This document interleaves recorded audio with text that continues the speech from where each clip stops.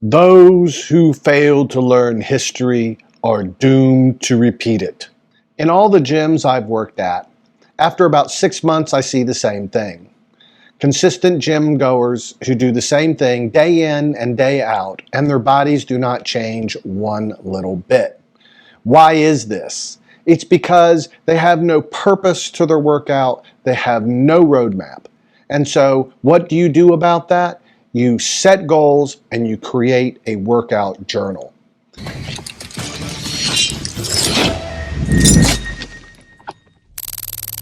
So why should you have a workout journal or diary, notebook, whatever it is you want to call it? It's because it provides a way to track your progress.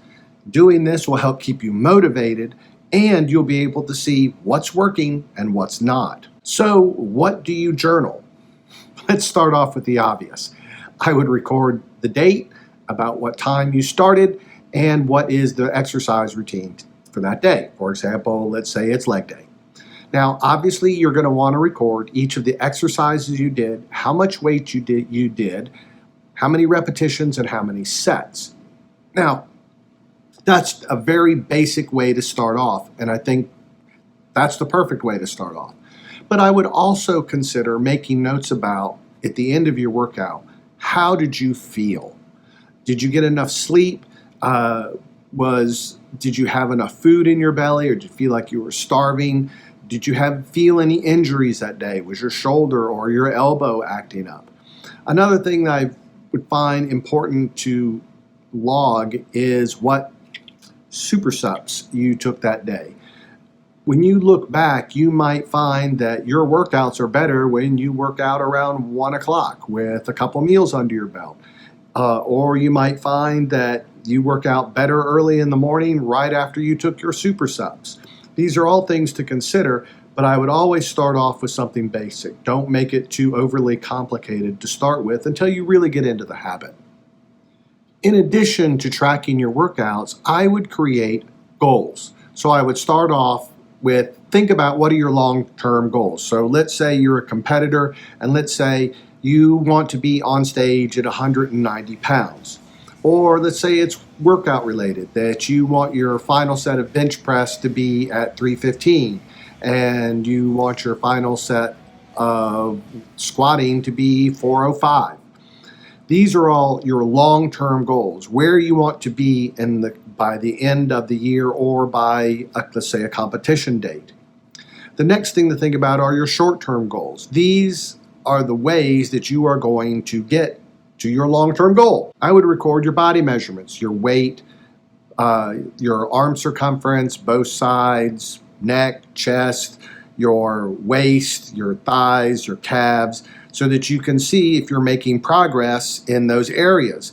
And then say, okay, in the next month, I would like to add a 1/4 inch on my calves. Or also thinking long term that, okay, I would like to have 19-inch arms. So you set goals to get there. When it comes to your lifting goals, so let's say you record your max weight on each of your major exercises. And then you determine, okay, this month my max decline bench press was 275 for 10. Next month I would like to be able to do 280 or 285 for 10. So you set those goals and you try to get there. Now make sure it's a reasonable percentage. Don't expect your bench press to go up by 50 pounds in a month. So if you are enjoying this, make sure to hit that like and subscribe button, and be sure to follow me on Instagram at Masters Muscle. So what are the benefits of doing this? So as far as tracking, you can see how you are progressing. Am I really getting stronger month over month, year over year? You can also see if I made changes in my workout, did this change improve? Like, did I grow more or did it not? So you can see these slight changes if it's really making a difference in your growth or your strength. The next thing, it will motivate you. It's like, okay, last workout I did this amount, so I want to make sure that I match or hopefully do better on my next workout when I do this routine. I also use my logbook as a way for mental rehearsal. The day before a workout, I will review what I'm supposed to do on the next workout, and I have it in my mind. I know what needs to be done, and now I'm motivated to get that work done. So I'm going to show you what I use for my personal workouts and how I do it. So when it comes to recording workouts, I'm old-fashioned. I still like to use paper. For some reason, when I write something down, it becomes more permanent in my brain. So there are lots of apps and lots of ways that you can record your workouts, but I find the apps kind of restrictive, and it's hard to put in extra commentary. So I'm going to show you how I do mine. So this was my last legs workout. I use abbreviations, so LE's leg extension. So I did 110 pounds for 12, 141 for 10, 193 for 6. I'm sorry, that was for 10. And I made a little note for myself that my knees are hurting and I need to stay at this weight. So I knew from last week that although my knees were bothering me, I made a note that next time I need to add 1 plate to all of it. So last time I did leg press, and here's my leg press, so I did 3.5 plates on each side for 15, 6.5 plates on each side for 15, 9 plates on one side for 15, and 12 plates, which was 1,080 for 15. Then I got on the pendulum squat. I did lying leg curls, hip abduction, a seated calf raise, and donkey calf raises, and I wrote down that I had a workout with Kim and Hannah. So from the week before, I'm always looking to see, like on my last lying leg curl, I did 10 and it was ugly.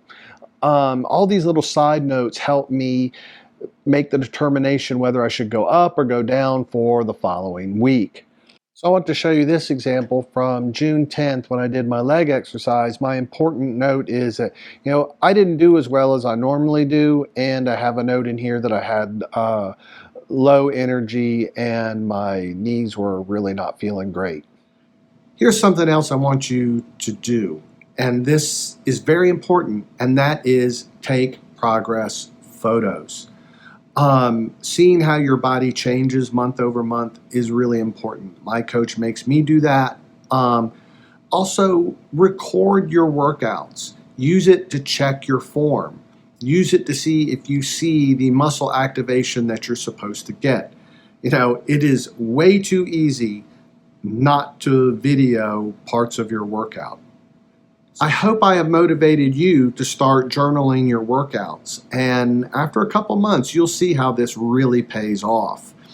Thanks again for watching, and once again, be sure to hit that like button and subscribe to our channel.